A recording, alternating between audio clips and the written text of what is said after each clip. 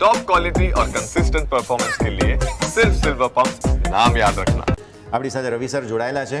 રવિ sir, Atul auto રાજકોટની એક પ્રખ્યાત કંપની અને ખૂબ જ જૂની અને જાણીતો નામ ગણી શકાય. જીતેન્દ્ર સરે બહુ નજીકથી આપણને કંપનીના ફાઇનાન્સીસ સમજાવવાની કોશિશ કરી છે.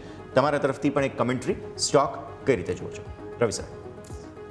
જે પ્રમાણે સરે પણ વાત કરીને જે પ્રમાણે ઇન્ડિયામાં હવે જે ઓટો સેક્ટરનો ગ્રોથ છે, કારણ કે ઘણા સમયથી તમે જોઈ શકો છો કે ઓટો સેક્ટર જે 3 વ્હીકલનું સેગમેન્ટ છે એ ઘણા વખતથી અંડર પરફોર્મન્સ હતું ને કોરોના પછી સડનલી ડિમાન્ડ ઘટેલી હતી જે ઓટો સેક્ટરની. પણ હવે જે પ્રમાણે માર્કેટમાં મોમેન્ટમ આવી રહ્યો છે અને જે પ્રમાણે ડિમાન્ડ વધી રહી છે અને જે ઈવીએ આવીને આખી માર્કેટમાં તો કે 3 વ્હીલરની સેગમેન્ટની આખી ડેફિનેશન ચેન્જ કરેલી છે, એ પ્રમાણે આવનારા દિવસોમાં આપણને હજી પણ ઓટો સેક્ટરમાં ખૂબ સારું જોવા મળશે.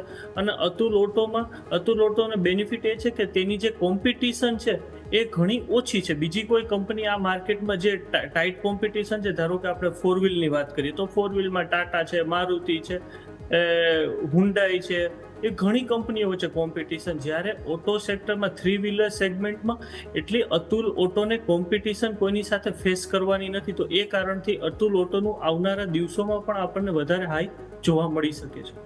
ઓકે, તો ઓવરઓલ વાત થઈ ઓટો ઇન્ડસ્ટ્રી અને સાથે સાથે અતુલ ઓટો કે જેની પર તમારે ખાસ કરીને ફોકસ હોવું જોઈએ.